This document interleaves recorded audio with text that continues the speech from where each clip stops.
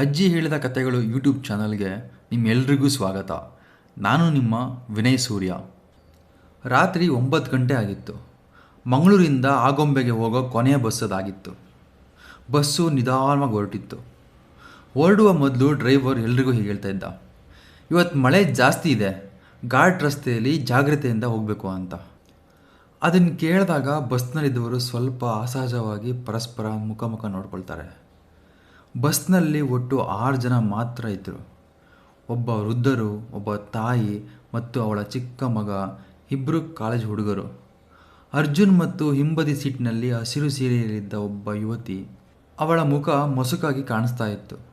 ಬೆಳಕು ಕಡಿಮೆ ಆಗಿತ್ತು. ಮಳೆ ಕಿಟಕಿಗೆ ತಟ್ಟುತ್ತಿದ್ದ ಶಬ್ದ ಮಾತ್ರ ಸ್ಪಷ್ಟವಾಗಿ ಕೇಳಿಸ್ತಾ ಇತ್ತು.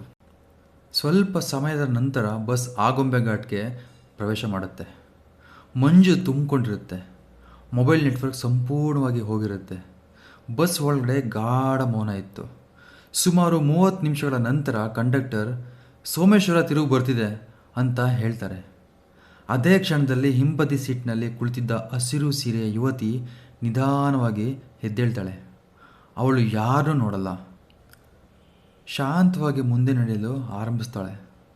ಅವಳ ಕಾಲಿನ ಗೆಜ್ಜೆಯ ಶಬ್ದ ಬಸ್ ಒಳಗೆ ಸ್ಪಷ್ಟವಾಗಿ ಪ್ರತಿಧ್ವನಿಸ್ತಾ ಇರುತ್ತೆ.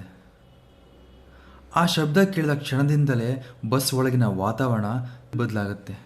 ಕಿಟಕಿಗಳು ಮುಚ್ಚಿದ್ರೂ ಸಹ ಚಳಿ ಮಾತ್ರ ಹೆಚ್ಚಾಗಿರುತ್ತೆ. ಹಠಾತ್ ಬಸ್ ಬ್ರೇಕ್ ಹೊಡೆದು ನಿಂತ್ಕೊಳ್ಳುತ್ತೆ. ಅದು ನಿಲ್ದಾಣವಲ್ಲ, ಕಾಡಿನ ಮಧ್ಯಭಾಗ. Driver steering ಹಿಡಿದಂತೆ ಸ್ತಬ್ಧರಾಗಿರ್ತಾರೆ. ಮುಂದೆ ಮಂಜಿನೊಳಗೆ ಒಡೆದ ಹಳೆಯ ಬಸ್ನ ಆಕೃತಿ ಕ್ಷಣಕಾಲ ಕಾಣಿಸುತ್ತೆ. ಆದರೆ ಕ್ಷಣದಲ್ಲೇ ಅದು ಮಾಯವಾಗುತ್ತೆ. ಕಂಡಕ್ಟರ್ ನಿಧಾನವಾಗಿ, ಇವತ್ತು ಅವಳು ಯಾರನ್ನೋ ಕರೆದುಕೊಂಡು ಹೋಗ್ತಾಳೆ ಅಂತ ಹೇಳ್ತಾರೆ. ಆಗ ಅಲ್ಲೇ ಇದ್ದ ವೃದ್ಧರು ಗಂಭೀರವಾಗಿ ಹೀಗೆ ಹೇಳ್ತಾರೆ, 20 ವರ್ಷಗಳ ಹಿಂದೆ ಇದೇ ದಿನ ಇದೇ ಸಮಯದಲ್ಲಿ ಇಲ್ಲಿ ಭೀಕರ ಅಪಘಾತವಾಗಿತ್ತು ಅಂತ. ಆದರೆ ಆ ಬಸ್ನಲ್ಲಿ 7 ಜನ ಸತ್ತೋಗಿದ್ರು. ಆದರೆ 6 ಶವಗಳು ಮಾತ್ರ ಸಿಕ್ಕಿದ್ವು. ಆ ಮಾತು ಕೇಳಿದ ತಕ್ಷಣ ಅರ್ಜುನ್ನ ಹೃದಯ ವೇಗವಾಗಿ ಬಡ್ಕೊಳ್ಳೋಕ್ಕೆ ಶುರು ಮಾಡುತ್ತೆ. ಅವನು ಕುಳಿತಿದ್ದ ಸೀಟ್ ನಂಬರ್ 7ರಲ್ಲಿ ಎಂಬುದು ಆಗ ಅವನಿಗೆ ಅರಿವಾಗುತ್ತೆ. ಅಷ್ಟರಲ್ಲಿ ಹಸಿರು ಸೀರೆ ಯುವತಿ ಅರ್ಜುನ್ ಹತ್ರ ಬಂದು ನಿಂತ್ಕೋತಾಳೆ. ಈ ಬಾರಿ ಅವಳ ಮುಖ ಸ್ಪಷ್ಟವಾಗಿ ಕಾಣಿಸ್ತಾ ಇರುತ್ತೆ. ಅವಳ ಕಣ್ಣುಗಳು ಸಂಪೂರ್ಣ ಬಿಳಿಯಾಗಿದ್ದವು. ಅವಳ ನಗು ಸಹಜವಾಗಿರಲಿಲ್ಲ. ಅದು ಭಯ ಹುಟ್ಟಿಸುವಷ್ಟು ಅಗಲವಾಗಿತ್ತು. ಅವಳು ನಿಧಾನವಾಗಿ ಕೇಳ್ತಾಳೆ, ನೀವು ನನ್ನ ಸೀಟಲ್ಲಿ ಕೂತ್ಕೊಂಡಿದ್ದೀರಾ ಅಂತ. ಅರ್ಜುನ್ ಕಿರಿಚಲು ಪ್ರಯತ್ನ ಪಡ್ತಾನೆ, ಆದರೆ ಅವನ ಬಾಯಿಂದ ಧ್ವನಿ ಹೊರ ಬರಲೇ ಇಲ್ಲ. ಅದೇ ಕ್ಷಣದಲ್ಲಿ ಬಸ್ನ ಎಲ್ಲ ಲೈಟ್ಗಳು ಆಫ್ ಆಗುತ್ತೆ. ಸಂಪೂರ್ಣ ಕತ್ತಲೆ ಆ ಬಸ್ನ ಆವರಿಸಿರುತ್ತೆ. ಗೆಜ್ಜೆ ಶಬ್ದ ಮಾತ್ರ ಇನ್ನೂ ಹತ್ತಿರ ಕೇಳಿಸ್ತಾನೇ ಇರುತ್ತೆ. ಇದಾದ ನಂತರ ಬಸ್ಸು ಅಚಾನಕ್ಕಾಗಿ ಜರ್ಕೊಡಿಯುತ್ತೆ. ಎಲ್ಲರೂ ಕಿರ್ಚಾಟ ಕಾಡಿನಲ್ಲಿ ಕಂಪಿಸ್ತಾ ಇರುತ್ತೆ. ಬೆಳಿಗ್ಗೆ ಆಗೊಂಬೆ ಘಾಟ್ಗಳಿಗೆ ಜನರು ಗುಂಪುಕೊಂಡಿರ್ತಾರೆ. ಆ ಒಂದು ಬಸ್ಸು ಆಳವಾದ ಒಂದು ಗುಂಡಿನಲ್ಲಿ ಪತನಗೊಂಡಿರುತ್ತೆ.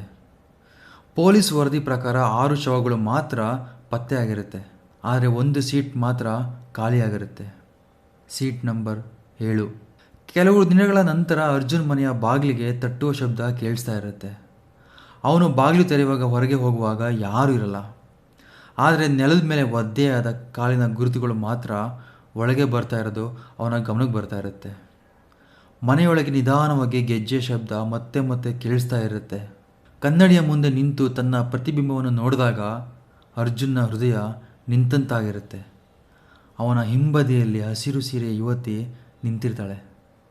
ಅವಳ ಕಣ್ಣುಗಳಲ್ಲಿ ಈಗ ಖಾಲಿತನ ಇರಲ್ಲ, ಅದು ತೃಪ್ತಿಯ ನಗು. ಅವಳು ನಿಧಾನವಾಗಿ ಹೀಗೆ ಹೇಳ್ತಾಳೆ, 20 ವರ್ಷಗಳಿಂದ ನನ್ನ ಸೀಟ್ ಖಾಲಿ ಇತ್ತು, ಆದರೆ ಈಗ. ಆ ದಿನದ ನಂತರ ಅರ್ಜುನ್ ಯಾರಿಗೂ ಕಾಣಿಸಲ್ಲ. ಆದರೆ ಪ್ರತಿ ವರ್ಷ ಅದೇ ದಿನ ಅದೇ ಸಮಯದಲ್ಲಿ ಆಗೊಂಬೆ ಘಾಟ್ ರಸ್ತೆಯಲ್ಲಿ ಹೋಗುವ ಕೊನೆಯ ಬಸ್ನಲ್ಲಿ ಸೀಟ್ ನಂಬರ್ 7 ಯಾವತ್ತೂ ತುಂಬಿರೋದಿಲ್ಲ ಅಂತ ಆ ಊರಿನ ಜನರು ಮಾತಾಡ್ಕೊಳ್ತಾ ಇರ್ತಾರೆ. ಕೆಲವರು ಹೇಳ್ತಾರೆ, ರಾತ್ರಿ ಪ್ರಯಾಣ ಮಾಡುವಾಗ ಹಿಂಬದಿ ಸೀಟ್ನಲ್ಲಿ ಹಸಿರು ಸೀರೆಯೊಬ್ಬಳು ನಿಶ್ಶಬ್ದವಾಗಿ ಕುಳಿತಿದ್ದಾಳೆ ಅಂತ. ಅವಳ ಪಕ್ಕದಲ್ಲಿ ಇನ್ನೊಬ್ಬ ಪ್ರಯಾಣಿಕನ ನೆರಳು ಕಾಣಿಸುತ್ತೆ. ಇದು ಕೇವಲ ಕಥೆನಾ? ನಿಮ್ಮ ಅಭಿಪ್ರಾಯವನ್ನು ಕಮೆಂಟ್ ಬಾಕ್ಸ್ ಮೂಲಕ ನಮಗೆ ತಿಳಿಸಿ. ಧನ್ಯವಾದಗಳು. ಶುಭರಾತ್ರಿ.